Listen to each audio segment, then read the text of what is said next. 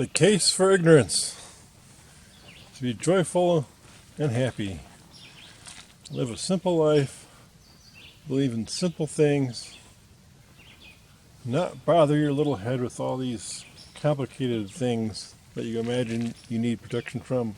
No, keep it simple. Keep it pure. Nothing to worry about. So that's the case for ignorance, basically. And this all has to go back to self-protection, psychic self-protection, protection of astral and mental. I guess the argument here is that thought forms open doors. So if you imagine all these things are threats to you, then maybe they're going to be. You're kind of paving the path. You're putting a big door in the middle. It says, no, I don't want this. A big closed door in the middle, but you've kind of paved the whole path for these thoughts.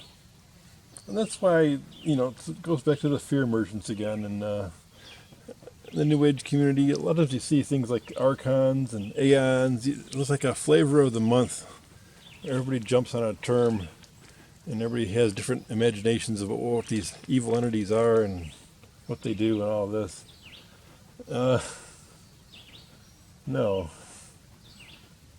In that case, you are better off, not knowing or not thinking not imagining This all came back to on Danielle Oberrosler's channel in the comments. Someone was having trouble, partly in her dream world and beyond. And I pointed out to her that in your dream world, your physical connection is your superpower. You're your own God in your own dream world. And you just have to kind of realize it. You have to take power, take control. But you are incredibly powerful in your own dream world. And then the other thing I said was fill yourself with light and radiate. And, that's the ultimate as far as defense. They don't want to be near you if you're bright and you're radiating that kind of love, unconditional love. But saying that you need to radiate white light and all that, that's all well and good, but if you're in a real low pit, then maybe you're going to have trouble doing that. So it's kind of a Pollyanna thing to say, I suppose. But you just have to work on, raising your vibration. Nikki Allen, reality check on demons, and she kind of says the same thing in different words. Interesting thing to see if you're in that mood. Another video she had since then was about, basically just raising your vibes. So she's kind of on the same track I'm on. And then Danielle brought up things that she liked to do, bubbling up, which is kind of what I did in the domes, putting a dome or a bubble around yourself for meditation or for personal protection. I used to do it even around my house when I left it, kind of leave my energy in a bubble of energy protection. It didn't necessarily work. So my house got robbed once after having done that. So these things are kind of mental. They work to the degree you think they're going to work. I'm not saying there's nothing to them, but there's the bubbling up or doming, pushing into the light. And I think I've kind of done this in a way. I know I've moved people, but generally I don't. Generally I keep off, and generally the messages I usually get are, leave it. My angel video. It's basically a sign for me to leave it. Let them deal with it. Green fire.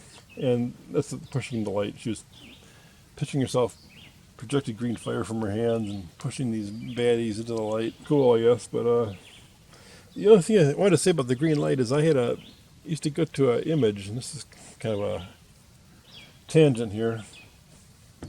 In meditation, sometimes I got to areas where I'd see a plane. Well, the top half of my vision screen would be one color, and the bottom half would be a different color. Say orange on top and green on the bottom. And then the green was like intruding to the orange, and it wasn't just a straight barrier, it was like a hairy barrier, blades of fire or blades of grass. But they were greenish, a green fire. Kind of odd that she said that. I kind of wonder about that. Anyway, that's an aside. So yeah, when you have all these fears, you're in a way paving the path. Basically, in the astral world, there's bad neighborhoods, but there are bad neighborhoods on Earth too. If you go to the store to get groceries, maybe you'll get mugged. Hopefully you're going to a good neighborhood, you're going to a decent store, decent area, little chance of trouble. You accept the 1 in a million risk that something horrible could happen when you get your groceries. You could get carjacked. It's not likely, you're in a good neighborhood, but it could happen. And, same thing in the astral. You stay out of the crappy neighborhoods. That's basically what it is. And the neighborhoods over there are a lot better than the neighborhoods here. It's like the case for ignorance, or at least simplistic explanations. This is in response to some things I've been reading about self-protection in various, mostly YouTube channels. So mainly astral or mental self-defense. It came to me that not worrying about it and not taking protective measures is in itself sort of a defense. Those who really worry about such things and take elaborate protections around them and stuff to ward against it, well, fine, but you're also kind of paving a path for something to use that communication. You've already kind of made a path and put a door in the path. Put a blocked door in the path. But you've kind of made a path with your thought. So you're kind of leading stuff to you in one way of looking at it. So being too defensive is kind of a trap of its own. And I always get to the real life situation, safety on Earth versus astral crime. We think of the things that can happen to someone in the astral world, but what can happen to a person in the Earth? You just go to the store, you could get mugged. Now, hopefully you go to a good neighborhood, you don't go to a store in a really crappy neighborhood. Same thing with the astral, you stay out of the crappy neighborhoods. So you go to a store in a good neighborhood and you'll probably never get in trouble, but it could happen. And it's kind of the same thing in the astral. And there are elements in the astral or any realm to manage crime, criminals, bad actors. And just like on Earth, it's imperfect. So they'll get away with it sometimes, but they won't get away with it in the long run. So that's the first thing, is how much attention you put on and how defensive you are, in a way, is a problem. And this all goes back, or most of this goes back to a discussion we were having on Danielle Oberosler's channel, where someone had responded that they were having trouble. They mentioned dreams too, having trouble defending themselves in dreams. And then she asked about protection. When you're in a dream, your physical connection is kind of a superpower. You're kind of like a walking castle. It's hard for them to get at you. You're kind of powerful. You're in your own world to start with, your own dream world, your own version of. So, yeah, there's no excuse for getting beat up in your dream world. You see my thing about lucid dreaming, and see others' information about lucid dreaming if that's an issue with you. But hopefully most people.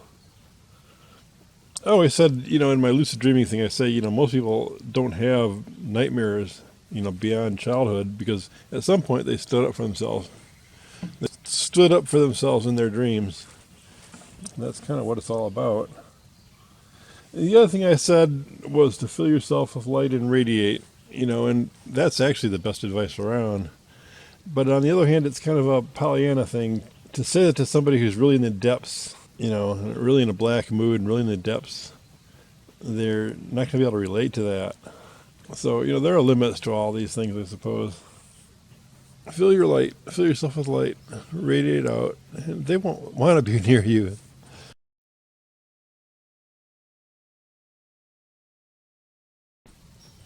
So,